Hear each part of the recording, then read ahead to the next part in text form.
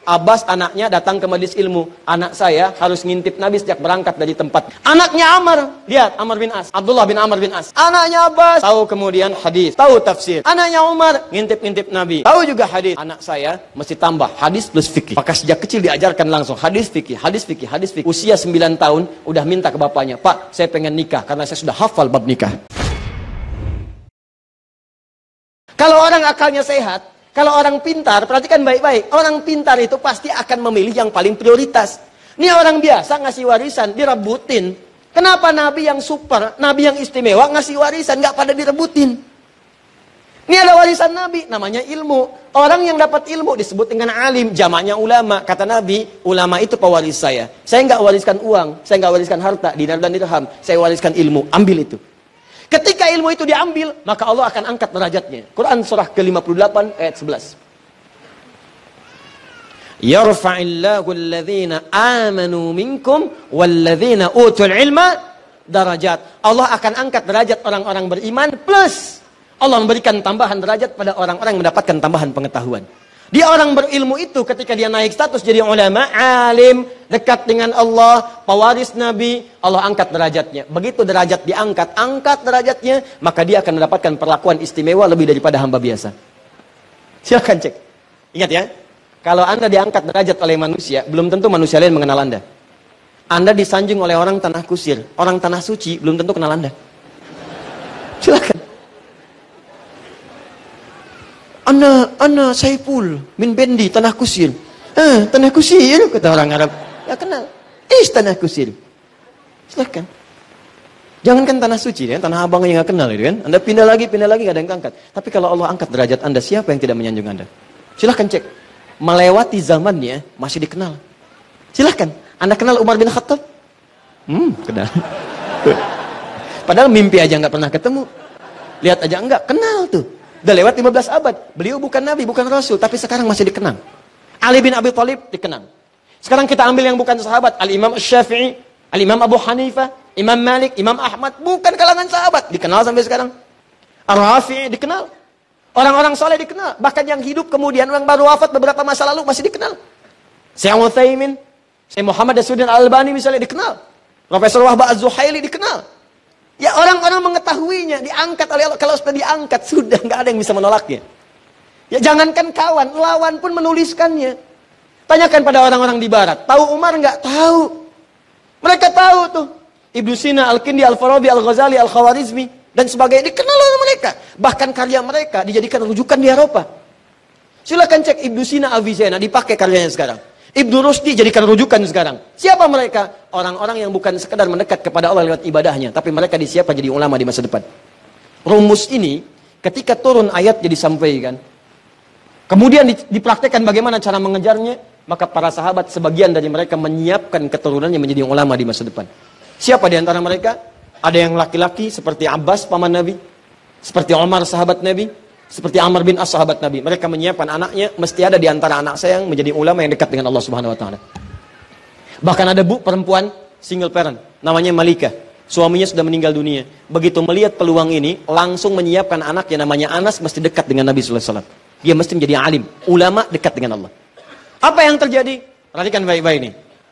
Kalau anak-anak yang lain dibawa bapaknya taklim pulang, Abbas nyimpan anaknya di majelis Nabi.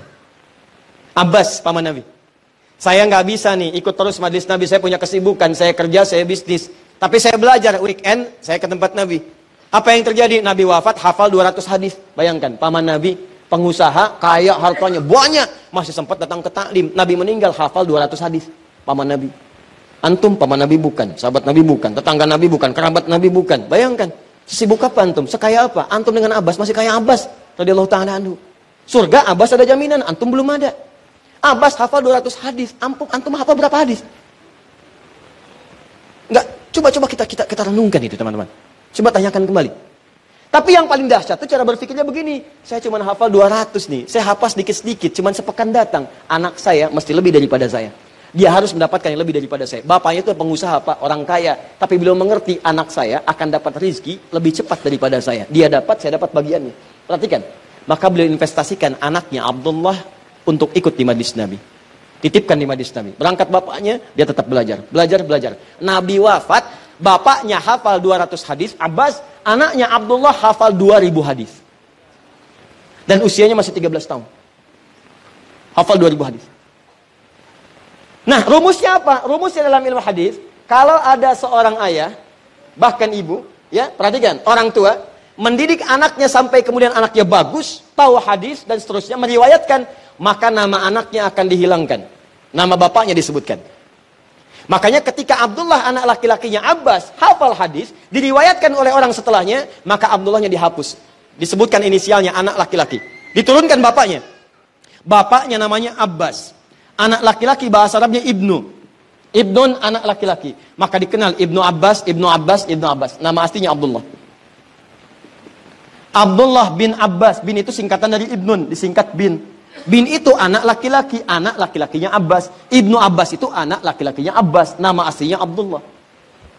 Kenapa dihilangkan anak laki-lakinya, disebutkan bapaknya? Untuk menunjukkan kesan bahwa, perhatikan baik-baik, anaknya bisa seperti ini karena peran orang tuanya.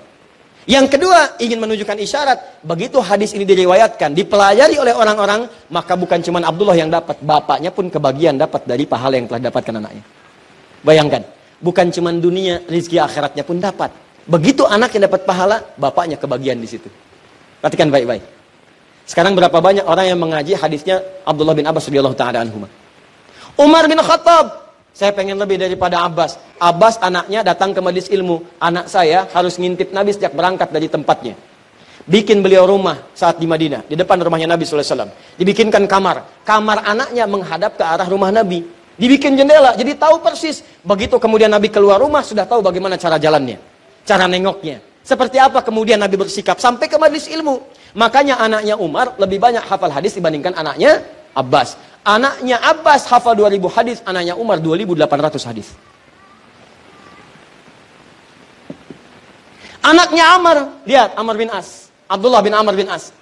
Anaknya Abbas tahu kemudian hadis, tahu tafsir. Anaknya Umar ngintip-ngintip Nabi, tahu juga hadis. Anak saya mesti tambah hadis plus fikih. Maka sejak kecil diajarkan langsung hadis fikih, hadis fikih, hadis fikih. Usia 9 tahun udah minta ke bapaknya, "Pak, saya pengen nikah karena saya sudah hafal bab nikah." Paham fikih dan sebagainya. Anak Abbas nunggu di majlis ilmu. Anak Umar dibikinkan rumah. Malikah seorang single parent. Satu anak. Punya anak namanya Anas. Beliau melihat yang satu ke majlis Nabi, yang satu ngintip-ngintip. Anak saya nggak usah nunggu, nggak usah ngintip, datang ke rumah Nabi. Digandeng, dibawa, disampaikan. Ya Rasulullah, ini anak memang kelihatan masih kecil, tapi dia punya kemampuan kuat. Tolong jadikan pembantu Anda. Tolong jadikan pembantu Anda. Nanti kalimat ini akan ditiru oleh orang-orang setelahnya untuk mencari celah bagaimana caranya anak ini bisa dekat dengan ulama. Maka cara paling mudahnya bawa ke rumahnya supaya mempelajari semua apa yang ada dalam rumahnya. Jadi kalau di luar rumah cuma lihat di luar saja, tapi kalau di dalam rumah kan kelihatan semuanya. Bagaimana saat akan tidurnya, bagaimana saat makannya, bagaimana saat minumnya dan sebagainya. Maka Nabi tersenyum, beliau tahu. Kata ibunya ini, kata Malikah, ambil anak saya sebagai pembantu. Nabi tahu. Ini paling pengen belajar. Pengen belajar. Kata Nabi, ya dia boleh membantu saya. Datang ke rumah. Belajar di rumah Nabi.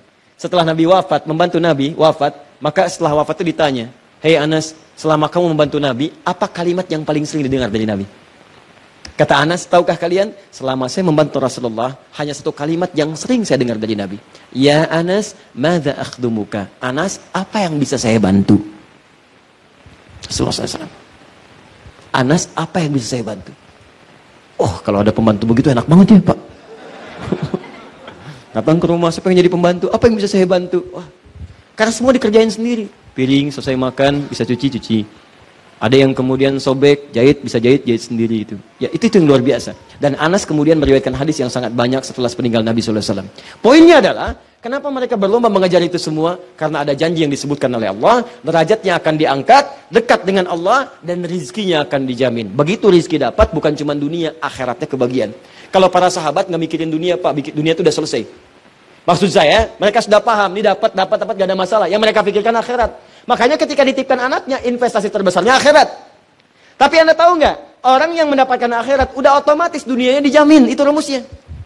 Sederhana, jikalau akhirat dapat, dunia pasti akan dapat. Akhirnya apa yang terjadi? Orang-orang setelahnya, maka menyiapkanlah misi ini, ditempuh kemudian jalan ini, maka orang-orang sepeninggal Nabi, sahabat menyiapkan. Sahabat mewariskan, tabi'in mengikuti. Tabi'in mengikuti. Maka muncullah orang-orang hebat setelah zaman sahabat, untuk mengejar keutamaan dari Al-Quran ini, bagaimana caranya? Hidupnya bahkan suami sudah nggak ada, single parent, sendirian, harta terbatas. Berpikir bagaimana caranya, ya Allah, dunianya nyaman, akhirat dapat banyak pahala. Maka rumus pertama ditempuh.